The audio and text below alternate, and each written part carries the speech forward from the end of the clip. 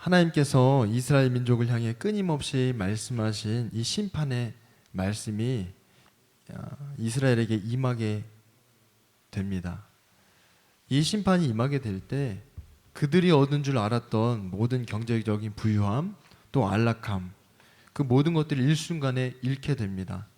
마치 요셉이 바로의 꿈을 해몽할 때 파리한 7 암소가 살찐 7 암소를 다 집어삼켜서 이집트의 7해 풍년을 그들이 다 기억하지 못하던 그런 것을 우리가 떠올리게 만들어 줍니다. 이런 상황 속에 이 이스라엘이 겪게 되는 것은 하나님에 대한 두려움입니다. 하나님께서 얼마나 두려우신지 이 작은 사건을 통해 보여주십니다. 그리고 우리로 하여금 하나님 만날 준비를 게을리하지 말 것에 대해서 경각심을 일깨워 줍니다.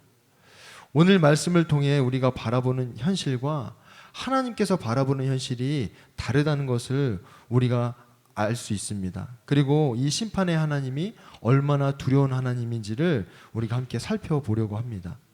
먼저 첫 번째로는 사치스러운 향락에 빠진 이 이스라엘 지도자를 향해서 하나님께서 2가지를 말씀하십니다. 첫 번째로는 망한다라는 그런 말씀을 하시는 것이죠. 그리고 두 번째로는 너희들이 다윗이나 된 줄 안다, 이런 표현을 사용하고 계십니다. 이 2가지 점에 주목하게 되었습니다. 하나님께서 바라보시는 이스라엘은 곧 망하게 생겼는데, 곧 망하는데 이 이스라엘 지도자들은 자신들의 호화스러움에 대해서 다윗 왕국 시대에 누리던 그런 전성기를 보내고 있다고 착각하고 있습니다. 오늘 말씀 4절로부터 7절을 보면 너희는 망한다. 상하 침상에 누우며 안락 의자에서 기지개 켜며 양떼에서 골라 잡은 어린 양 묘리를 먹고 우리에서 송아지를 골라 잡아먹는 자들, 검은 곡소리에 맞추어서 헛된 노래를 흥얼대며 다윗이나 된 것처럼 악기들을 만들어내는 자들, 대접으로 포도주를 퍼마시며 가장 좋은 향유를 몸에 바르면서도 요셉의 집이 망하는 것은 걱정도 하지 않는 자들, 이제는 그들이 그 맨 먼저 사로잡혀서 끌려갈 것이다. 마음껏 흥청대던 잔치는 끝장나고 말 것이다. 하나님께서 이스라엘이 향락에 빠진 모습을 마치 다윗이나 된 것처럼 즐긴다, 이렇게 말씀하십니다. 근데 이렇게 말씀하실 때 이 다윗의 시대에는 하나님의 공의와 정의가 온전히 세워졌었던 때입니다. 뿐만 아니라 남북으로 갈라져 있지 않고 이 다윗이 이스라엘 전체를 통치했습니다. 그리고 수많은 민족들과 나라들과 전쟁에서도 하나님의 영광을 드러냈던 그런 시기였습니다. 어떤 나라도 다윗 왕 시절에 이 이스라엘을 결코 만만하게 생각하지 못했습니다. 이 이스라엘의 신인 하나님께서 늘 그들과 함께 하셨고 공의와 정의의 하나님께서 이스라엘을 통치하셨기 때문입니다. 이런 다윗 시대와 비교할 때 이 북이스라엘은 전혀 다른 모습임을 우리가 알 수 있는 것입니다. 이스라엘 민족이 누리는 이 현실은 오늘날로 말하면 초호화 생활입니다. 정확하게 말하면 모든 백성들이 다 누리는 것이 아니라 이스라엘 지도자들이 누리는 그런 생활인 것이죠. 이런 생활을 우리는 부유하다고 표현할 수 있지만 백성들이 신 한 켤레의 노예가 되는 그런 당시 상황을 생각하면 모두가 함께 누리는 부유함이 아니라 지도자들만 누리는 사치스러운 생활이라고 말할 수 있습니다. 예전에 어떤 목사님이 해주신 이야기가 제 마음에 이렇게 깊이 남았습니다. 예전에 목사님 친구분이 미국에서 잠시 들어올 일이 있어서 함께 식사를 하기로 약속을 했다고 합니다. 이 목사님이 친구에게 무엇을 먹고 싶냐 이렇게 물었더니 이 친구분이 어느 지역에서 게장을 먹고 싶은데 다 미리 알아두었으니까 우리 식사만 하러 가면 된다고 그렇게 이야기를 했다고 합니다. 그래서 어느 날 점심에 이 게장집에 갔다고 합니다. 이제 셋이서 한 테이블에 앉아서 밥을 먹는데 옆에 웬 회사원으로 보이는 2 여성이 이제 10,000원 안쪽 정도 돼 보이는 그런 식사를 하고 간단하게 식사를 하고 그렇게 계산을 하고 나갔다는 것입니다. 마침 목사님 일행도 식사를 다 했기 때문에 계산을 하고 나갔는데 그 옆 테이블에서 식사를 하던 두 여성이 이제 발레 파킹을 했기 때문에 차를 기다리고 있었다고 합니다. 목사님도 발레 파킹을 했기 때문에 차를 기다리는데 이 두 여성의 차가 도착해서 이 여성이 발렛 요원에게 팁을 주는데 10,000원짜리를 건넸다는 것입니다. 목사님이 속으로 거스름돈을 받겠지 그렇게 생각하셨답니다. 그런데 이 여성이 괜찮다고 팁으로 10,000원을 다 건넸다는 것이죠. 주머니에 1,000원을 주려고 주머니에 손을 넣고 있었는데 안 되겠다 싶어서 1,000원을 더해서 2,000원을 건넸다고 합니다. 이 목사님이 이 일에 대해서 이런 이야기를 하셨습니다. 팁 10,000원은 아무것도 아니다. 돈이 많은 곳은 20,000원, 30,000원 그 기분에 따라 마음에 따라 그냥 얼마든지 정해져 있지 않다. 얼마든지 줄 수 있는 것이 팁이다. 그런 이야기를 하셨습니다. 우리가 부유한 사람은 어떤 사람이라고 이야기할 때 추상적인 몇 가지 내용을 우리가 말하는 경우가 있습니다. 집이 얼마짜리, 차가 외제차라든지 아니면은 겉에 걸치고 있는 그런 옷이 고가의 유명 브랜드라든지 시계나 액세서리가 고가라든지 이제 그런 것들을 통해서 이 사람이 부유한 사람이다 그렇게 생각하곤 합니다. 그런데 부유한 정도를 실제적으로 경험하는 순간이 나는 팁을 1,000원 내밀 때 그 사람은 10,000원, 20,000원, 30,000원 이렇게 팁을 건넨다면 그 차이를 분명하게 실감하게 될 것입니다. 그 지역은 원래 팁으로 이 정도 준다고 여길 수 있지만 누군가에는 그 정도의 팁이 생존을 위한 생계비가 될 수도 있습니다. 적은 자 입장에서 사치스러움이 되는 것이죠. 부유함과 사치스러움의 차이를 잘 보여주는 그런 이야기가 아닐까 싶습니다. 누구나 부유할 수 있고 누구나 부유해도 됩니다. 그런데 주변 사람이 그 부유함과 비교하면서 자신이 열등함을 느끼게 된다면 그것은 부유함이 아니라 사치가 아닐까 생각을 하게 됩니다. 이스라엘의 지도자들을 부유하다고 말하지 않고 사치스럽다고 이야기하는 이유도 백성들은 신 한 켤레 값에 몸이 팔리는데 이 지도자들은 양고기를 먹고 또 송아지 고기를 먹는다면 하나님께서 보실 때 결코 지나칠 수 없는 그런 원인이 되는 것입니다. 오늘 본문 6절에서도 하나님은 이스라엘의 지도자들이 이 요셉의 집 백성들이 망하는 것은 걱정도 하지 않고 있다 이렇게 말씀하십니다. 누군가는 괴로워하고 고통스러워하고 아파하는데 지도자들은 누리고 즐거워하고 자신만을 위해 살아가는 모습에 대해서 하나님은 너희들이 가장 먼저 잡혀갈 것이다.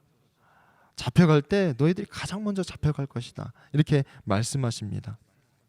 이런 말씀이 오늘날 우리 삶에 그대로 이루어진다고 볼 수는 없지만 우리에게 분명한 교훈을 주고 있습니다. 누구나 고통스러워하고 또 괴로운 현실을 살아가는데 무관심하게 살아갈 때 주님께서 그 모습을 기억하신다는 것입니다. 주님께서 원하시는 모습은 함께 기뻐하고 함께 슬픔과 아픔을 나누고 함께 살고 또 함께 죽는 그런 공동체가 되기를 원하십니다. 이스라엘을 향한 주님의 말씀은 오늘을 살아가는 우리가 어떤 마음을 갖고 살아가야 하는지를 질문하게 해줍니다. 바울 사도는 주님의 때가 얼마 남지 않았음을 이야기하면서 이런 말을 합니다.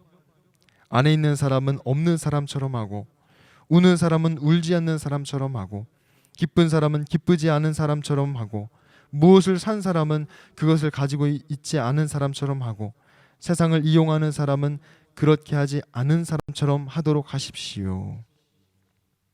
하나님께서는 누군가 망하고 있는데 누군가 고통스러워하고 괴로워하고 또 아파하는데 무관심한 세상을 향해 심판을 말씀을 하십니다. 그런 자들을 향해 두려운 말씀을 하시는 것이죠. 코로나19로 인해 힘들지 않은 분들이 없을 정도로 지금 이 시기가 참 복합적인 어려움을 겪는 시기입니다. 그래서 많은 분들이 어떻게든 스스로 이겨내보려고 많은 노력을 기울이며 살아갑니다. 그런데 특별히 육신의 질병으로 인해 아파하시고 고통 가운데 계신 분들이 많다는 생각이 들었습니다. 제가 환우분들을 위해 해드릴 수 있는 것이 있다면 기도에 무엇이 있을까 그런 생각을 하게 됩니다. 그런데 관심을 가지고 기도는 얼마든지 할 수 있다 그런 생각을 하게 됩니다. 우리 주변에 누군가 아파하고 고통스러워할 때 우리가 관심을 갖고 기도한다면 하나님께서 우리들에게 아름다운 소식으로 구원의 소식으로 들려주실 거라 믿습니다. 두 번째로 살펴볼 것은 하나님께서 이스라엘 민족을 향해 이들에게 다가올 현실이 얼마나 두려운 것인가를 주님께서 보여주고 계십니다. 이 두려운 현실에서 주목하게 되는 것은 이스라엘 민족이 하나님을 두려워하게 된다는 점입니다. 자신들의 힘과 능력으로 경제적인 부흥을 일궈냈다고 생각했지만 한순간 겪게 되는 이 심판을 통해 하나님을 두려워하게 됩니다. 아무리 하나님께서 말씀하셔도 눈 하나 깜짝하지 않았던 이 이스라엘이 하나님을 두려워하게 됩니다. 8절로 11절 말씀을 보면 주 하나님이 스스로를 두고 맹세하신다. 만군의 하나님 주님께서 하시는 말씀이다. 나는 야곱의 교만이 밉다. 그들이 사는 호화로운 저택이 싫다. 그들이 사는 성읍과 그 안에 있는 모든 것들을 내가 원수에게 넘겨주겠다. 그때에 가서는 비록 한 집에 10사람이 남아 있다고 하여도 끝내 모두 죽을 것이다. 시체들을 불살라 장례를 치르는 친척이 와서 그 집에서 시체들을 내가면서 집안에 있는 사람에게 옆에 아직 시체가 더 있느냐 물으면 남아있는 그 사람이 없다고 대답할 것이다. 그러면 그 친척이 조용히 하라 하면서 주님의 이름을 함부로 불러서는 안 된다고 말할 것이다. 나 주가 명한다. 큰 집은 허물어져서 산산조각 나고 작은 집은 부서져서 박살날 것이다. 사람은 잘 나갈 때는 자신을 향해 들리던 경고나 주변의 조언에 귀를 기울이기가 참 쉽지가 않습니다. 문제는 이 두려운 일이 이들에게 이미 시작되었다는 것입니다. 더 이상 아무리 조언하고 아무리 이야기한다 하여도 이미 시작된 심판을 돌릴 수 없다는 것입니다. 하나님께서 기회를 주실 때는 꿈쩍도 하지 않았습니다. 심지어 하나님께서 어떤 분이신지 자기를 소개할 때도 우주를 다스리고 하늘과 땅을 다스리고 그 하늘과 땅의 주인이심을 분명히 말씀하셨음에도 그들이 어떤 반응도 취하지 않았습니다. 하나님은 이것을 교만함이라고 말씀하십니다. 하나님께서 이스라엘 지도자들이 백성은 돌아보지 않고 자신들만 호의호식하는 모습을 보시고 나는 야곱의 교만이 밉다. 그들이 사는 호화로운 저택이 싫다. 그들이 사는 성읍과 그 안에 있는 모든 것들을 내가 원수에게 넘겨주겠다. 이렇게 말씀하십니다. 하나님께서 그들의 호화로운 저택을 그리도 싫어하신 이유는 그곳이 하나님 없이도 살아갈 수 있는, 하나님 없이도 부유함과 안락함이 밀집된 곳이기 때문입니다. 그들에게 호화로운 저택은 천국과 같은 곳일 것입니다. 그러나 한 가지 문제는 그들이 호화스러운 저택에서 생활을 유지할 때 사회적인 약자를 계속해서 강탈하고 착취해야만 그 생활을 유지할 수 있다는 것입니다. 우리 삶에도 이와 같은 모습이 있진 않은지 생각하게 됩니다. 작년에 코로나19가 시작되면서 사람들의 생활 방식이 많이 바뀌었습니다. 집에서 잠을 자는 시간을 제외하면 대부분 바깥에서 활동을 했는데 이 코로나19로 인해서 대부분의 생활을 집 안에서 하게 되었습니다. 근무도 집 안에서 하게 되고 학교 생활도 집 안에서 하게 되고 공부도 식사도 문화생활도 집 안에서 하게 되었습니다. 심지어 온라인 예배도 온라인으로 드리게 되면서 바깥에 나가지 않아도 살 수 있는 그런 시대가 되었습니다. 그런데 이런 점이 오히려 주변의 상황에 대해 감각이 무뎌지고 또 함께 살아가는 공동체 의식이 더욱더 약해져가고 잃어가고 있진 않은가 그런 생각이 들었습니다. 무엇보다도 나 중심으로 살아가는 그런 시대를 우리가 살아가고 있지 않나. 코로나19로 바깥 활동은 어렵고 그러다 보니 삶의 모든 중심이 사람 중심으로 계속해서 집 안에서 이루어지고 있지 않은가. 이런 모습이 계속해서 가다가는 사람 중심으로 하나님도 필요 없는 그런 세상이 열리게 되지 않을까, 그런 생각을 하게 됩니다. 하나님을 두려워하지 않을 수 있는 이유가 있다면 그들의 삶의 모든 기대와 소망이 그들의 호화로운 저택에 있었다는 점을 하나님께서 분명하게 언급하십니다. 그리고 그들의 저택을 원수들에게 넘기겠다고 말씀하십니다.